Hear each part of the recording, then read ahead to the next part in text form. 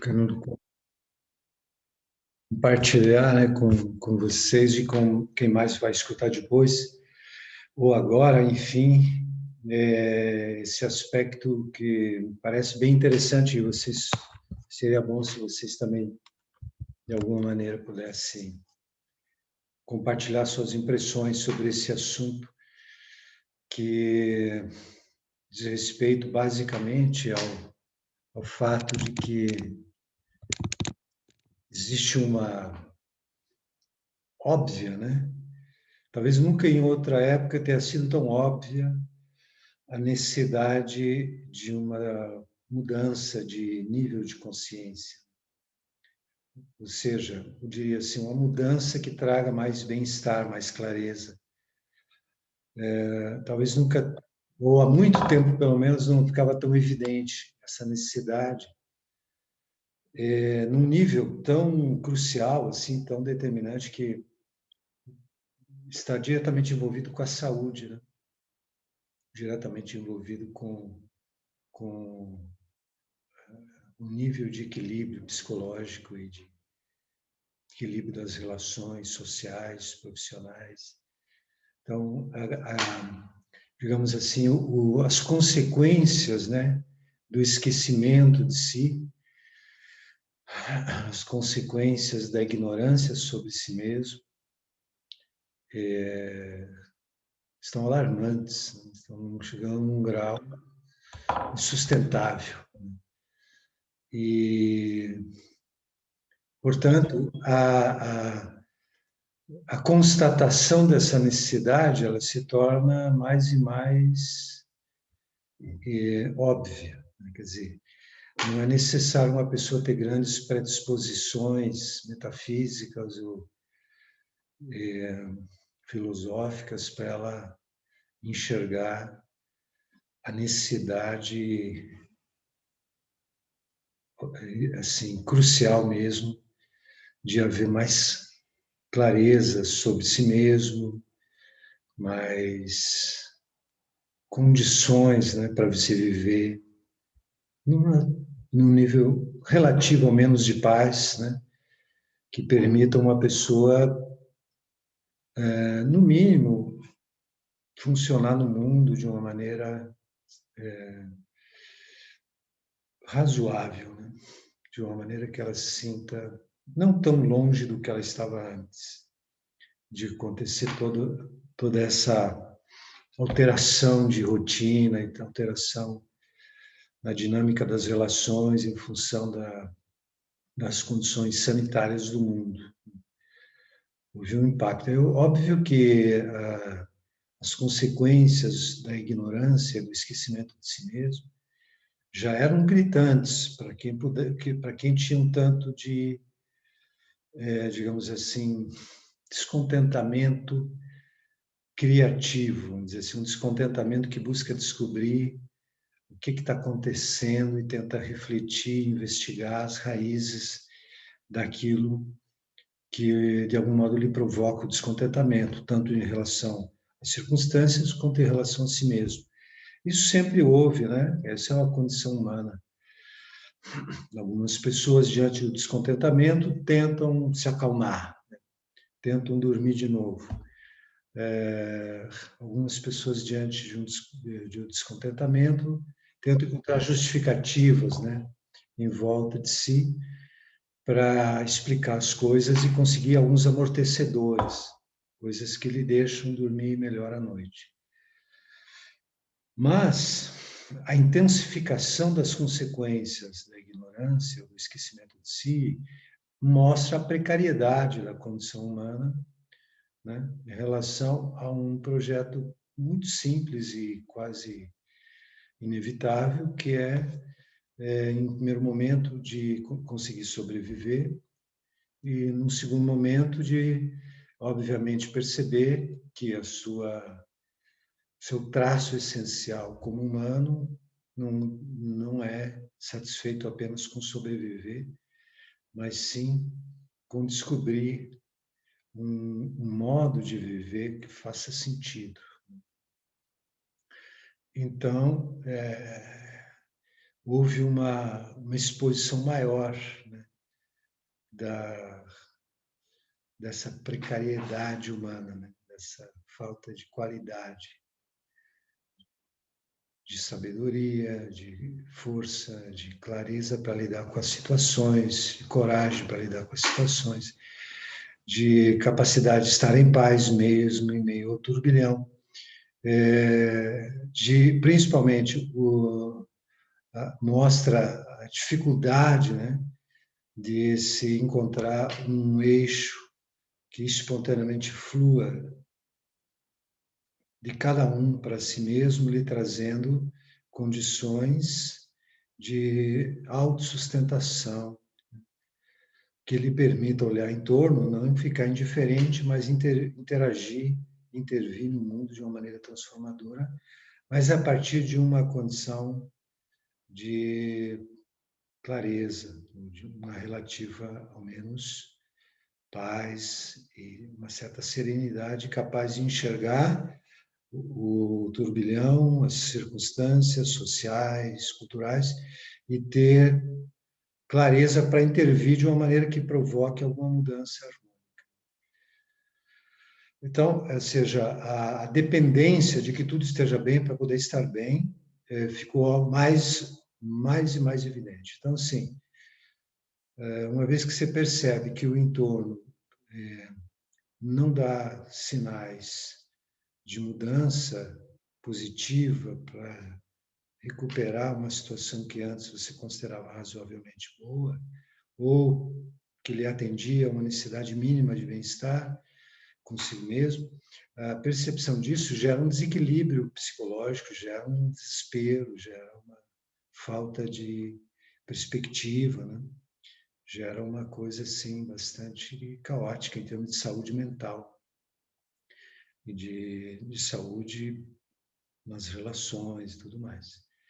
Então, com tudo isso, ficou ficando mais evidente para muita gente, ao menos, muito mais do que antes, a necessidade de olhar para si mesmo, de compreender a si mesmo, de questionar um pouco mais a vida, porque aquilo que você pensava que era o seu projeto, né, de ter um certo controle sobre as circunstâncias, criar uma rede de apoio para sustentar seu próprio vazio, sua própria falta de sentido intrínseco, né? Toda aquela rede de apoio foi sendo solapada, desmoronando. E uma pessoa, de repente, se vê diante dela mesma sem mais aquela rede de apoios. Então, ela tem que se perguntar de onde ela vai tirar algum, algum amparo, alguma sustentação, algum sentido. E ela se depara com ela própria. E o que ela vai fazer?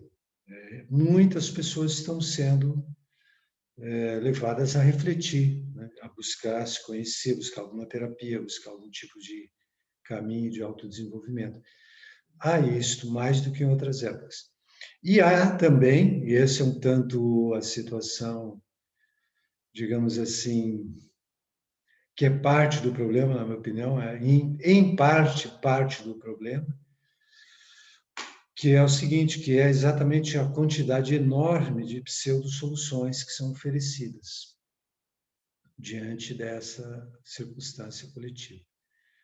A oferta tremenda de possibilidades, de métodos, de caminhos, de práticas que podem ter algum efeito, tem, pelo menos na sua origem, um propósito que poderia encaminhar para uma autodescoberta, poderia encaminhar para uma investigação das possibilidades mais profundas de si mesmo, né? Tudo isso, como as tradições da Índia, como as terapias, como algumas investigações filosóficas que levam um questionamento sobre o ser, como as práticas terapêuticas, né? Muita coisa está sendo jogada de uma maneira assim quase compulsiva, né, na internet, em forma de tudo, né?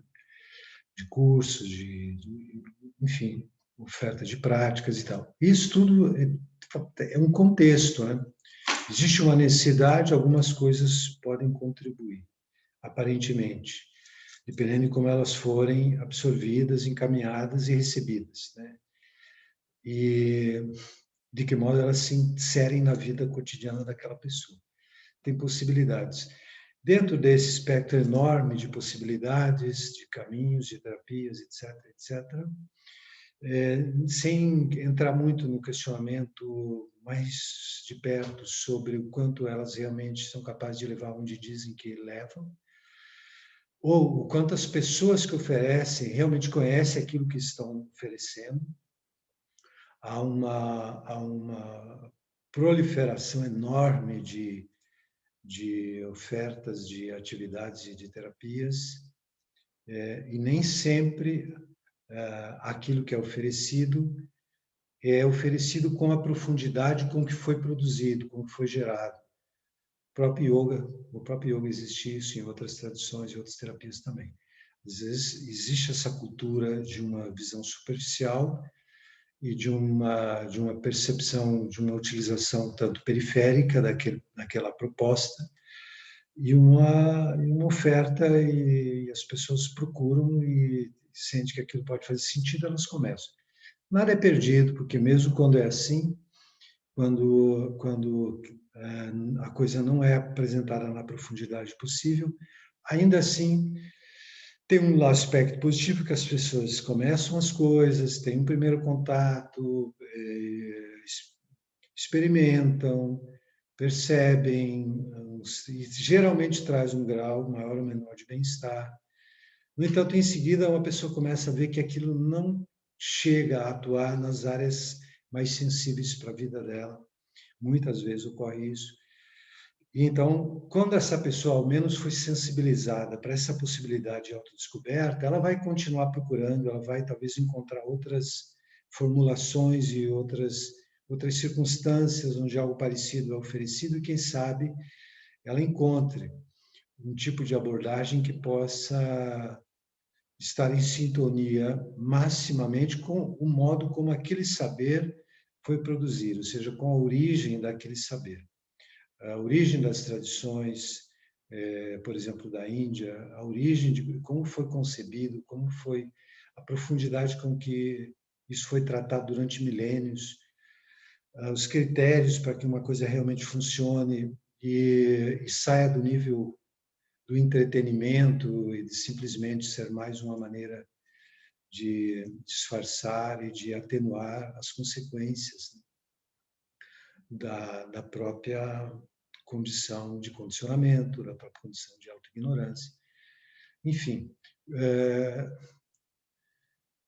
quando uma pessoa tem a sorte, ou a bênção de encontrar, porque ela foi buscar algo que possa ser apresentado de uma maneira completa e profunda e inteira, ainda assim nós temos uma segunda questão, que é consequência natural, que é uma pessoa perceber o quanto aquilo que lhe propõe um caminho de autoobservação, de autoconhecimento, de terapia, do que for, o quanto aquilo oferece, pela sua característica mesmo, o quanto aquilo pode atuar nas condições individuais, nas suas necessidades, nas suas prioridades. O quanto um saber, uma técnica, um método, por mais profundo e completo que ele esteja sendo apresentado, o quanto ele é capaz de tocar nas áreas que realmente você precisa, né? Ou o quanto eles estão sendo apresentados, mesmo com toda a profundidade, mas não diz respeito às suas necessidades fundamentais. Não consegue atuar aonde você realmente precisa receber um impacto.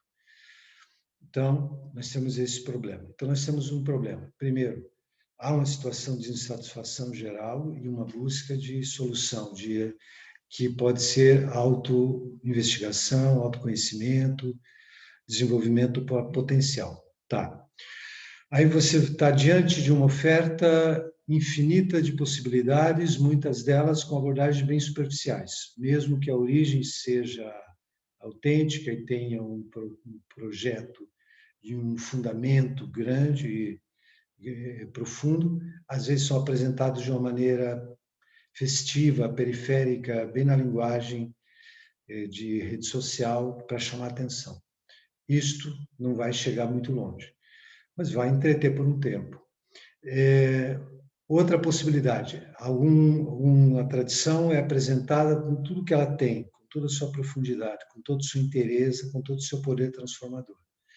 Pegando esse caso, que é o que mais nos interessa, ainda assim nós temos uma questão seguinte a essa, que é o quanto essa abordagem, o quanto esse tipo de encaminhamento atende às minhas prioridades, às minhas características, minhas peculiaridades pessoais, né? Minhas necessidades específicas, em termos de característica pessoal mesmo. O quanto uma sabedoria, mesmo apresentar de forma completa, o quanto ela dialoga diretamente com as áreas mais importantes para mim. Gente, essa situação sempre existiu. Na tradição da Índia mesmo do yoga, uma pessoa procurava o yoga e um yogi, um mestre, um guru, ele percebia aquela pessoa, ele identificava as características dela, ele encaminhava ela, às vezes, para uma outra tradição, para uma outra linhagem, porque ele percebia a necessidade dela não era relacionada com aquilo que ele próprio ensinava. Então, sempre houve essa necessidade de cada indivíduo encontrar um tipo de prática de acordo com o que ele realmente precisa para desestruturar, digamos assim, as raízes ou as bases, os alicerces da autoilusão, da ignorância sobre si. Como se instaurou a autoignorância, como ela estabeleceu alicerces nas diferentes áreas da estrutura humana e como é possível desarmar essa cilada aí, desarmar essa situação, desconstruir, né, essa estrutura que está sustentando uma autoilusão. E é nesse ponto aí que eu considero interessante a gente conversar. Exatamente esse ponto, que é o que, assim, tipo, quanta coisa interessante existe para se fazer e o que é que, diante de tantas coisas que em si mesmas, se apresentadas com profundidade, podem ser interessantes e benéficas, como é que eu posso saber e como é que eu posso reconhecer, e mais, que é o mais importante, eu acho que aqui, de vocês que estão aqui no Zoom, está passando também no YouTube, mas dessas pessoas que estão aqui, o quanto uma pessoa é capaz de, primeiro, reconhecer, uma vez reconhecendo, é capaz de se manter num processo. Principalmente, é capaz de atravessar todas as intempéries, todas as variáveis psicológicas que emergem dos seus padrões subconscientes, né? Dos seus condicionamentos pessoais, inconsciente, subconsciente, como isso tudo vai sendo mexido com o processo de autodescoberta, como vai emergindo essas variáveis individuais que diretamente interferem no processo e como a arte, né, ou a ciência desse caminhar nessas tradições antigas, ele está diretamente relacionado com a capacidade de lidar com aquilo que emerge a partir do que se pratica. Não apenas o praticar, seja lá o que for, mas esse faz a grande diferença, como você lida com aquilo que emerge a partir da prática. E o mais importante, como você não para de praticar, porque emerge aquilo que talvez te gere um questionamento, um desconforto, ou uma conscientização de padrões que você talvez não esperasse encontrar dentro de você mesmo. Ou que, encontrando, como lidar com isso. Então, tudo isso é importante no caminho, quer dizer. Então, vejo que aí nós queremos assim entender a complexidade disso.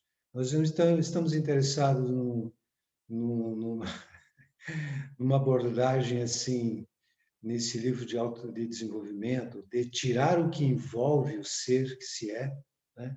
Numa abordagem meio matemática, no sentido de faça isso e terás aquilo.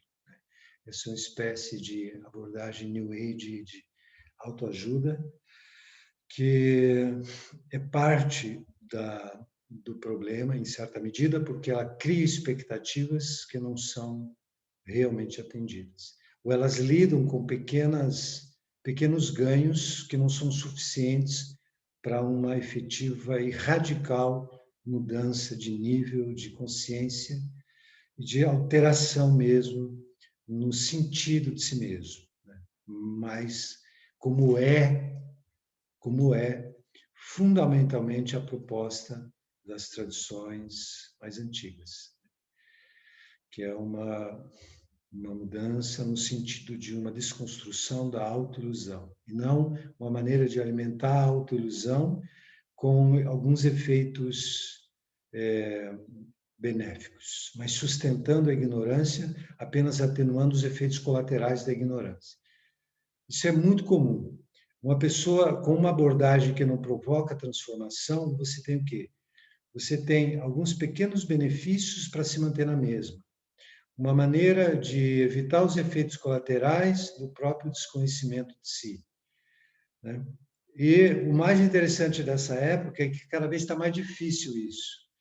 Cada vez a necessidade é tão gritante, é tão forte, que cada vez mais uma pessoa vai se dando conta que não tem mais muita coisa para se colocar, para gerar um pequeno benefício que será muito fugaz, e de novo ela está de frente com ela mesma no seu vazio.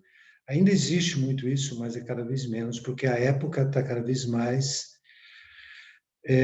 buscando, né? O nosso tempo, ele não vai deixar pedra sobre pedra. A nossa época é uma época de tudo aquilo que está escondido vai aparecer. Isso é o que significa Apocalipse, né? Revelação do que estava escondido. Então, mesmo dentro de cada um, né? Então, com isso, a gente está dizendo que é interessante observar um caminho que seja capaz de diagnosticar as características individuais, propor uma intervenção direta de acordo com as necessidades individuais. E esse último fator que eu comentei antes, que eu acho fundamental e é muito importante que seja mais enfatizado do que normalmente é exatamente esse caminho de lidar com o que emerge diante do que se faz, né? E ajudar uma pessoa a atravessar as próprias reações que ela tem com aquilo que ela pratica.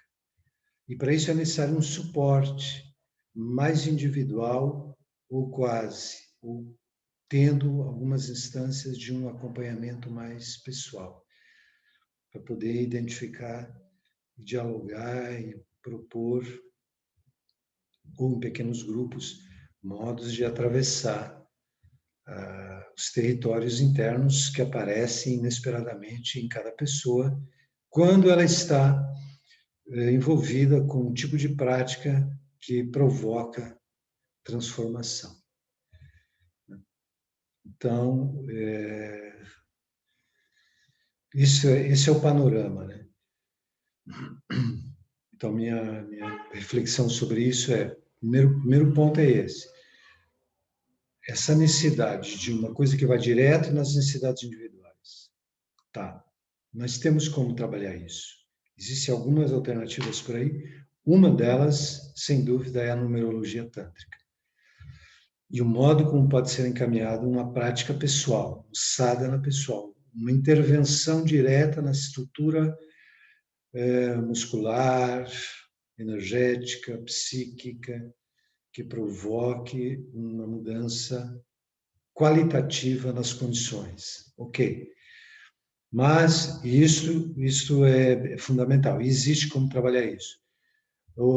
Quais são as variáveis que interferem? Por que uma pessoa faz isso e não automaticamente ganha duas asinhas e vai para o paraíso? Porque existem as variáveis individuais. Existem, né, as características que vão emergindo em cada um enquanto ela pratica. Existe um estoque de desarmonia que vai sendo reposto na medida que a pessoa vai trabalhando. Então, assim, Existe a necessidade de um prosseguir, de um acompanhamento, de um diálogo que se sustenta por um tempo. Assim sempre foi a tradição yoga. A tradição yoga nunca foi massificada. Sempre teve duas instâncias, uma mais coletiva, em algumas circunstâncias nem isso, mas em outras sim, muitas. Momentos de uma atuação, de uma prática coletiva, de um ensinamento para muitos, e momentos de uma orientação individual. Isso sempre existiu na tradição yoga nos últimos milênios. Isso é importantíssimo hoje, no contexto do yoga, né? E dos caminhos, de todos os caminhos, mas então estamos falando tanto mais de perto no contexto do yoga. Isso é muito importante, e só que para isso é necessário saber como encaminhar, como identificar e atravessar os territórios, né? E orientar, então, isto que é lidar com as variáveis individuais. Esse termo variável significa basicamente como uma pesquisa científica. Você tem um procedimento e tem elementos ou circunstâncias ou fatores que intervêm sobre aquele fenômeno e podem modificar o andamento do fenômeno, não só a partir daquilo que está sendo o caminho de intervenção, mas sim outros fatores que intervêm no fenômeno e modificam o seu andamento e sobre o qual você não sabe o que fazer. Então, você não pode dizer nada a respeito daquilo, porque são muitos fatores que estão interferindo. Você teria que ter uma regulação das variáveis para poder encaminhar um processo com consequências, com prosseguimento, com avanço, com progressão. Que você possa, no final, dizer, isso aconteceu em função disto. Nesse caso nosso aqui, nós estamos, sim, encaminhando uma intervenção, que são as práticas específicas para cada indivíduo, identificadas, diagnosticadas a partir da numerologia tântrica, que é um saber ancestral da tradição da Índia, capaz de perceber as peculiaridades individuais, a matriz, né, individual, aquilo que você tem logo que saiu do ventre da sua mãe, como se desenhou aqui, quais são as áreas prioritárias, quais são as áreas, portanto, de mais carência, quais são as áreas que são potencialidades desenvolvidas, quais são as áreas de apoio, enfim, uma série de características. E então é necessário essa intervenção, ou essas práticas, para essa pessoa. Maravilha, até aí está tudo certo. Agora, como que essa pessoa lida com aquilo que aparece, né? Como é que ela lida com as tais variáveis? Como é que ela lida com as reações que ela tem diante do que ela está fazendo? Com as dificuldades, com os comportamentos, com a falta de determinação, com a falta de foco, com a falta de disciplina, utilidade da prática.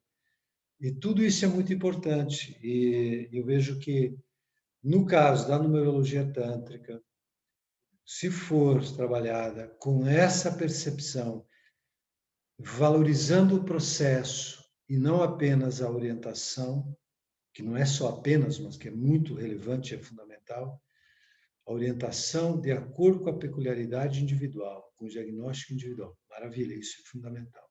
Isso é o primeiro passo. Porque, gente, você fazer coisas que são interessantes, divertidas de fazer, mas que não tocam nas áreas que são estruturalmente fundamentais para você poder sair do lugar, é entretenimento, entende? É uma coisa interessante, benéfica, saudável, mas não provoca transformação. E depois de um tempo fazendo aquilo, você começa a ver que alguma coisa não está acontecendo aí, né? Você começa a achar que está faltando alguma coisa. Muitas coisas interessantes existem, derivadas do Oriente, do Ocidente, das tradições antigas da própria América, das tradições antigas do Oriente, da Europa, enfim, da humanidade.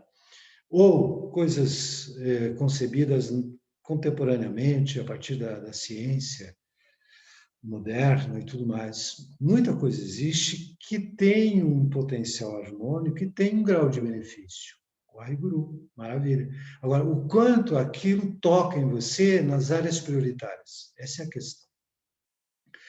Caso contrário, você vai ter um menu enorme de coisas para fazer. e vai começar fazendo várias. Vai perder muito tempo da sua vida fazendo coisas que podem ser agradáveis e até interessantes e até benéficas, mas não tocam nas áreas prioritárias na sua estrutura. Não mexe com os pontos que são os gatilhos a serem trabalhados para uma transformação. Então, você tem benefícios periféricos positivos, mas não toca na estrutura, aquilo que está alicerçando a sua autoilusão, a sua autoimagem, né? E aí é uma questão fundamental, gente. É uma questão fundamental na nossa época. A gente tem que ter uma visão crítica. Nós temos uma visão crítica. Ok, coisas boas acontecem, certo? Coisas boas acontecem. Muita coisa interessante, muita terapia, muita prática, com certeza. Agora, você precisa ter uma noção crítica no sentido positivo, de identificar o que está tocando em mim nas áreas que eu realmente preciso. Quais são as minhas áreas de maior carência? Será que eu sei? Ah, eu gostei disso aqui, essa prática é interessante, eu achei divertido. Sim, e aí? Será que ela toca exatamente nas áreas que estão te prendendo na autoilusão, se te mantendo numa espécie de véu que te sustenta num desconhecimento de si, num esquecimento de si, né? Será? Né? Ou será que não está tocando nos pontos cruciais? Porque esses pontos que eu me refiro são parte da tua estrutura humana. São áreas da sua estrutura como um ser multidimensional, com muitas camadas de energia, funcionalidades cognitiva, afetiva, volitiva, níveis de vibração de energia. Assim, a estrutura humana, né? Energética, psíquica, orgânica. Áreas que estão sustentando, alicerçando a sua autoilusão. Áreas que são identificadas numa matriz, logo que você nasceu e como se configurou, e áreas que foram se construindo a partir das experiências. Que aí nós estamos falando das couraças musculares, dos padrões, dos personagens, né? que constituem a persona, né? Aquilo que a gente pensa que é e que todos os outros acreditem. Então, tem uma complexidade interessante aí para ser percebida. E quando a gente consegue captar essa matriz, consegue enxergar, consegue encaminhar, nós já estamos num avanço, uma certa... Demos um passo adiante, sabemos quais são as áreas prioritárias, sabemos o que fazer. Maravilha. Com a numerologia tântrica, você tem essa possibilidade, né? Então, e agora? O quanto você faz aquilo que lhe cabe fazer, o quanto você tem desestímulo, o quanto você para no meio, o quanto você não cumpre um tratamento, tá entendendo? Tipo assim, não é uma coisa mágica, não é uma panaceia, não é uma pílula dourada que alguém toma, né? É um processo que se constrói a cada dia, intervindo nos campos energéticos prioritários para cada um, sustentando essa intervenção cotidianamente por um tempo, por ciclos de 40, 120 ou mais, como um tratamento que consegue alterar o grau, né, a qualidade do funcionamento das várias áreas dessa estrutura humana. Não é apenas uma coisa que você faz uma vez e resolve.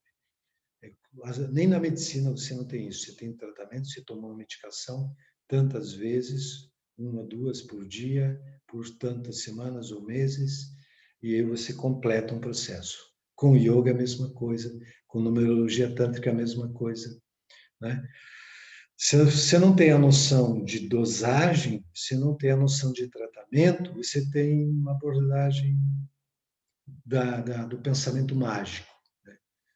Aquela coisa fantasmagórica, assim, que é bem o pensamento mágico, é uma espécie de fuga, uma espécie de fantasia mística, que é parte do engano, ao invés de ser algo capaz de dissolver o engano. Fica parte do engano. Tudo que é parte do engano, gente, agrava o engano, certo? Tudo que é parte do engano desengana de uma maneira desestruturante depois de um tempo. porque a fantasia se desfaz.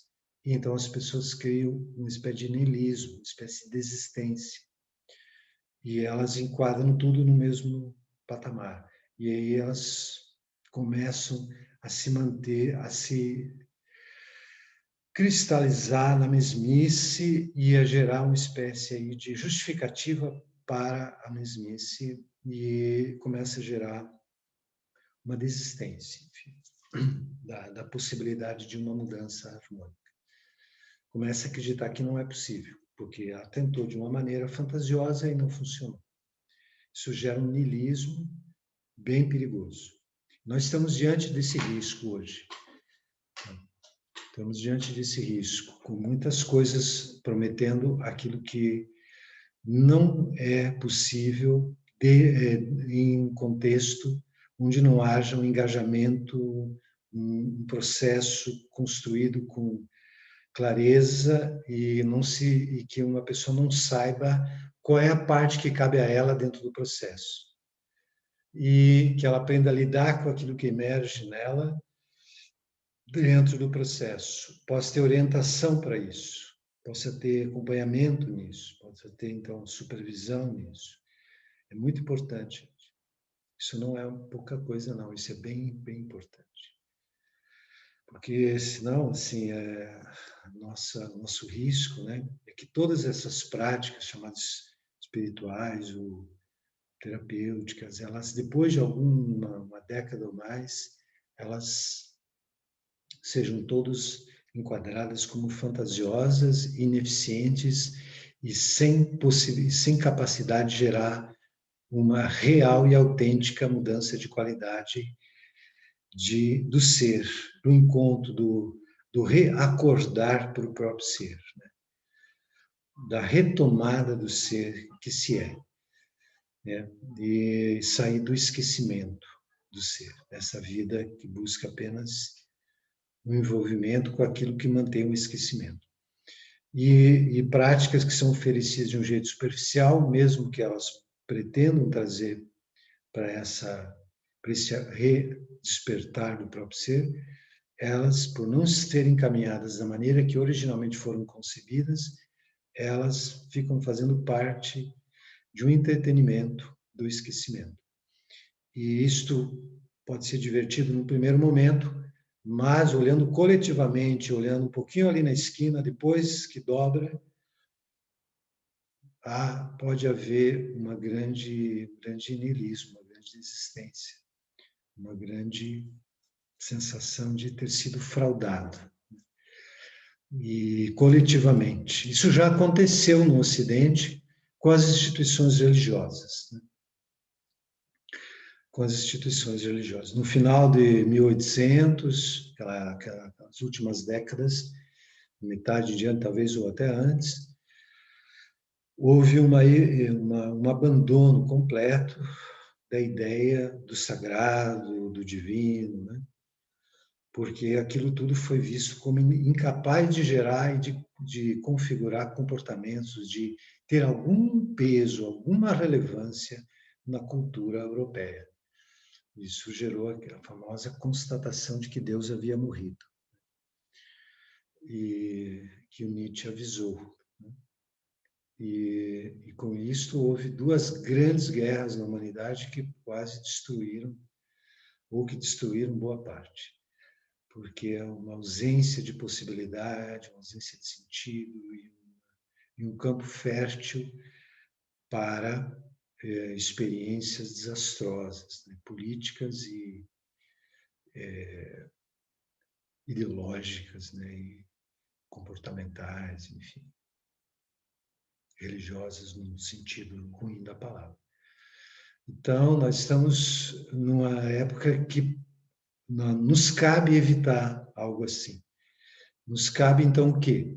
Propor, né, aquilo que nós recebemos como um legado das tradições antigas da Índia, que grandes sábios, grandes rishis, né, grandes seres conceberam, sustentaram por séculos ou milênios, e nos cabe apresentar isso hoje de uma maneira que possa efetivamente levar onde é capaz de levar e evitar que isto seja abordado de uma maneira assim festiva, para falar, em certa medida superficial ou fantasiosa, ou coisas assim.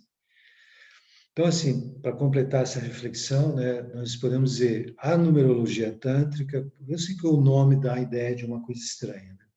Toda vez que você fala numerologia, parece que está falando de adivinhação, de uma coisa que quer encurtar um caminho por um pensamento mágico. E, na verdade, é um tipo de linguagem que conta a respeito do humano, estruturado esse saber, registrado esse saber, numa linguagem que inicialmente foi uma linguagem que utilizou números para registrar um saber. Assim como nós registramos o saber em conceitos, em palavras, em letras, também há um registro do saber numa linguagem numérica. Os números, número é linguagem, número é também fala, né? Número é sentido, né? E número está dizendo sempre algo.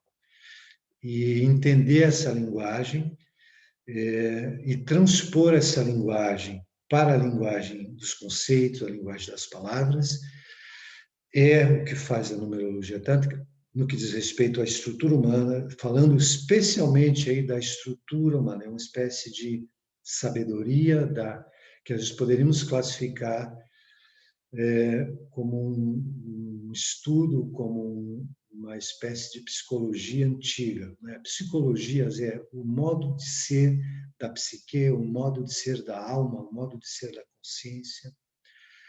Não é algo que passou a ser estudado a partir de Freud, obviamente. Não, então, a expressão diz respeito a uma investigação humana que sempre existiu, conceitos sobre isso, sobre inconsciente coletivo, sobre níveis, né, de percepção. Isso está registrado nos textos da Índia, nos textos árabes da tradição Sufi, de grandes sábios. Então, isso, de fato,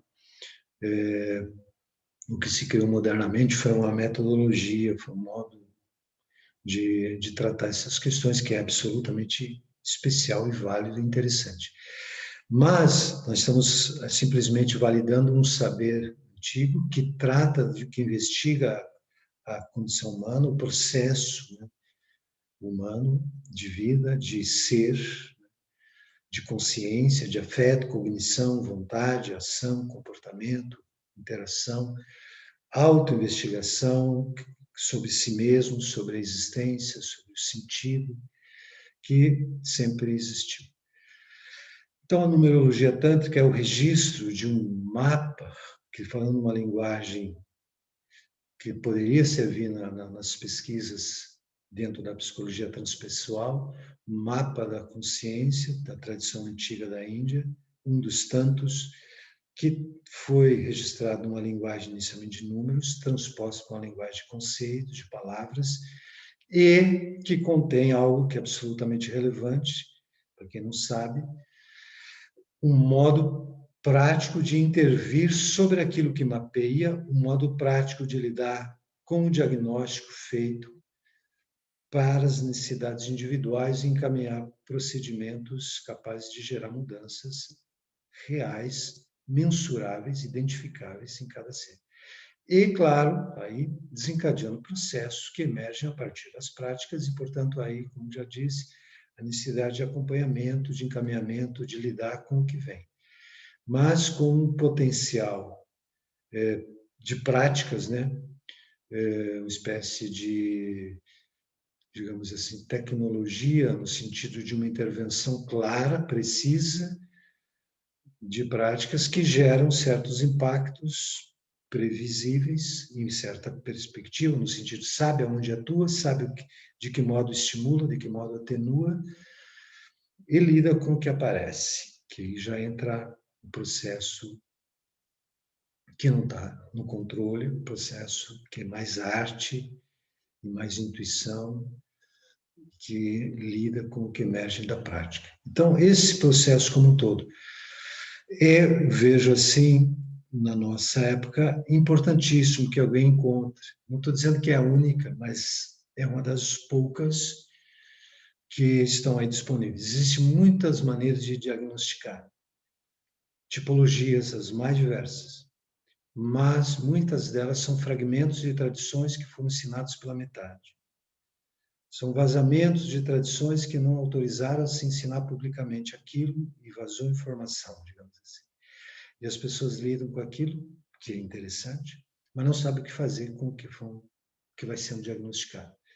Elas sabem identificar tendências, mas não sabem como transformar, como lidar, como integrar, como encaminhar para um próximo passo. Então, se tem o diagnóstico e não tem o tratamento, é metade do caminho apenas, e às vezes gera até mais desconforto, porque a pessoa, uma vez se consciente de uma condição, não sabendo o que fazer com ela, ela cria uma perturbação a mais.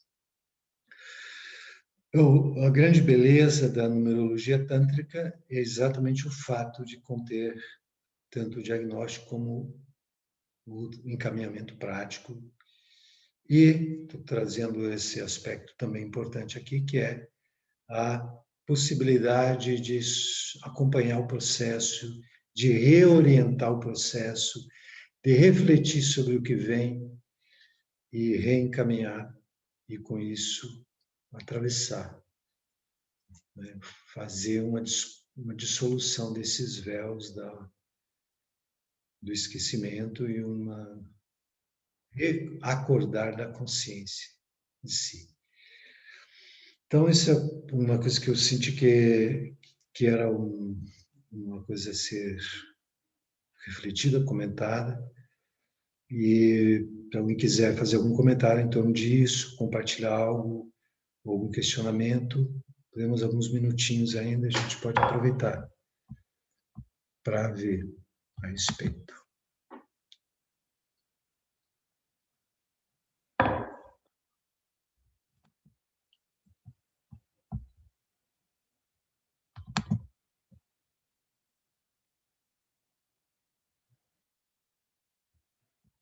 Alguém? Tem algo?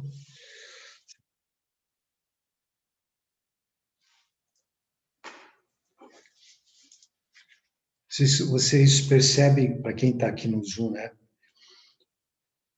Percebem algo nisso? Se percebe uma tendência? Como é que vocês enxergam esse quadro da contemporâneo, né? Essa época que a gente está vivendo em relação a isso tudo que é proposto e as possibilidades e a urgência de algo que possa realmente fazer diferença na vida de alguém.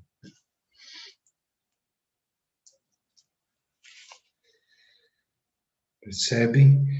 Alguém concorda com isso, enxerga isso ou enxerga outro quadro?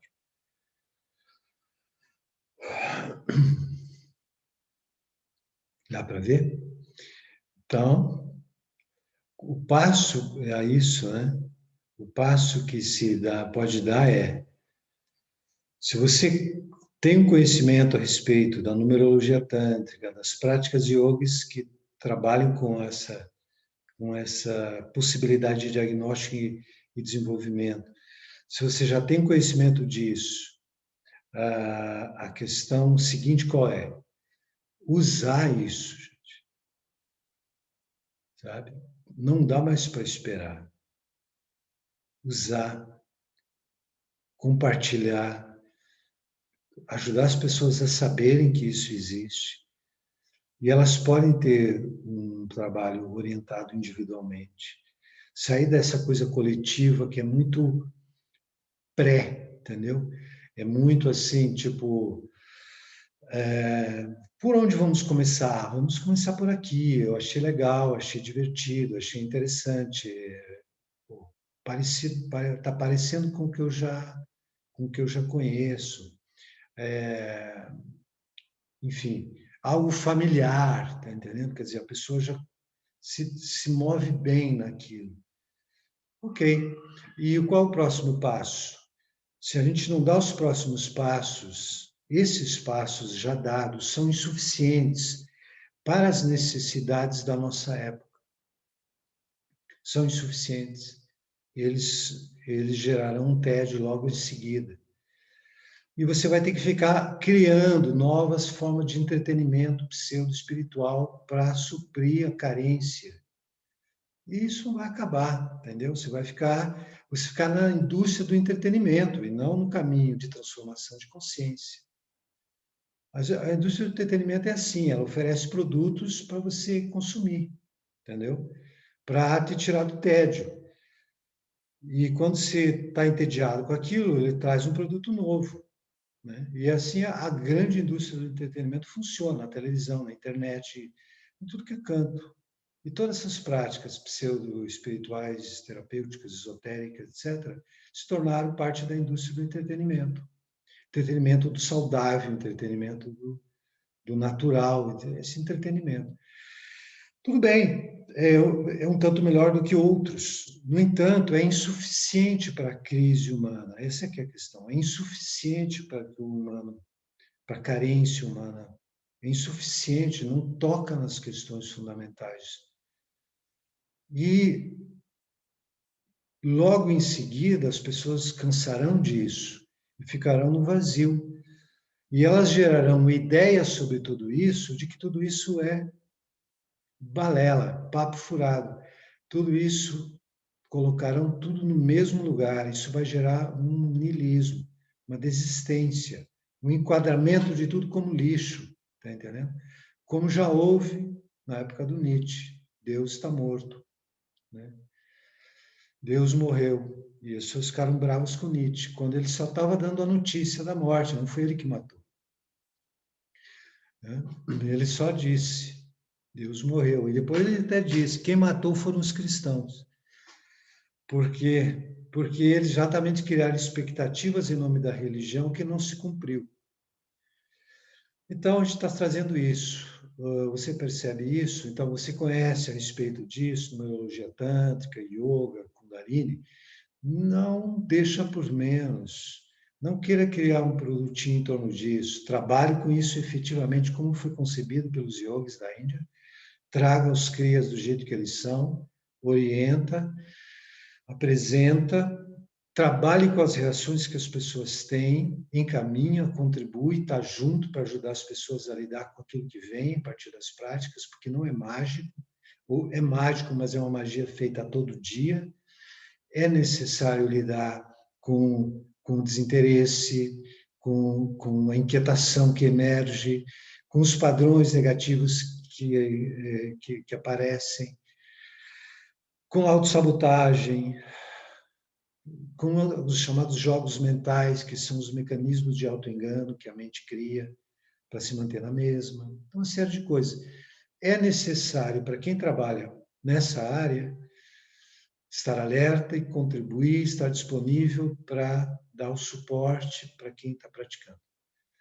Parte da missão de quem orienta é estar disponível para lidar com aquilo que emerge nas pessoas orientadas. Orientadas quer dizer, com as quais você compartilha essas práticas. Está disponível ali. E mais que isso, que é um pouco que a gente está fazendo agora, alertar para isso, entendeu? Porque as pessoas não pensam que elas fazem uma coisa 40 dias e criaram 2 asas e irão para o paraíso. Elas vão trabalhar, elas vão mexer com essa estrutura, elas terão que ter um prosseguimento, elas terão que lidar com as variáveis que apareceram, que estão sabotando, que estão interferindo, elas vão precisar fazer uma checagem de como foi, o quanto andou, o que apareceu, como trabalhar com isso. Isso é importante. Essa espécie de consultoria regular. Para que cada pessoa seja, essa expressão que eu achei boa, que eu escutei hoje, que é você ser um agente que contribui para uma transformação, que é um processo contínuo até que desemboca naquilo em você que nunca se transforma. Né? Para a gente completar a nossa conversa de hoje. Ou seja, a transformação ocorre naquilo que não é o essencial, o divino, o sagrado. A transformação ocorre.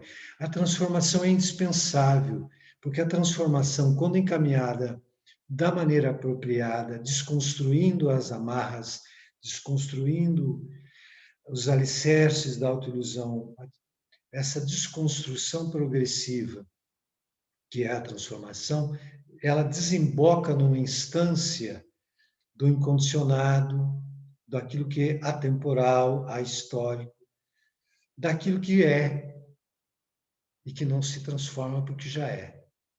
Então, nós trabalhamos a partir da contingência, a partir da impermanência, encaminhando o processo de uma maneira sempre no sentido da desconstrução, da retirada dos véus. E o que emerge é o que já é. É aquilo que é o ser em cada um. Aquilo que antecede a forma, né? Aquilo que é a não forma, e que, portanto, nunca se transforma, porque é exatamente a não forma de onde emerge a forma. A forma precisa estar em transformação, sempre num sentido de abertura, né, para aquilo que é a não forma, aquilo que é o que não pode ser dito, que não pode ser pensado, mas pode ser vivido como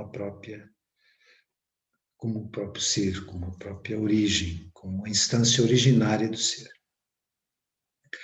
É isso, principalmente, que a gente tinha para compartilhar, né? E você pode refletir sobre isso, como nós temos modos de se manter em contato, a gente pode continuar esse tipo de conversa em outro momento. Apenas abre um campo que não se fecha aí. Para completar, eu pediria isso. Para quem não conhece, eu sugiro que se aproxime e tente entender o que raio de coisa é essa, chamada numerologia tântrica, esse modo de entender um mapa tântrico, né, da consciência, um modo de diagnosticar características individuais e encaminhar transformações, não só diagnosticar. E para quem já conhece, pode compartilhar, aprofunda, compartilha, orienta, acompanha, mantém-se disponível. Isso pode fazer diferença. Eu tenho visto fazer isso, gente. Essa que é a questão. Estou compartilhando isso exatamente por considerar inevitável, considerar assim indispensável que isso seja compartilhado. Por quê? Porque eu percebo a mudança que isso tem feito para muita gente, partindo não da minha avaliação, mas do que aquilo que as pessoas dizem a respeito, aquelas que experimentam. Então, é isso aí. Waheguru, Namastê, buenas noches, estamos juntos aí, em contato. Tá?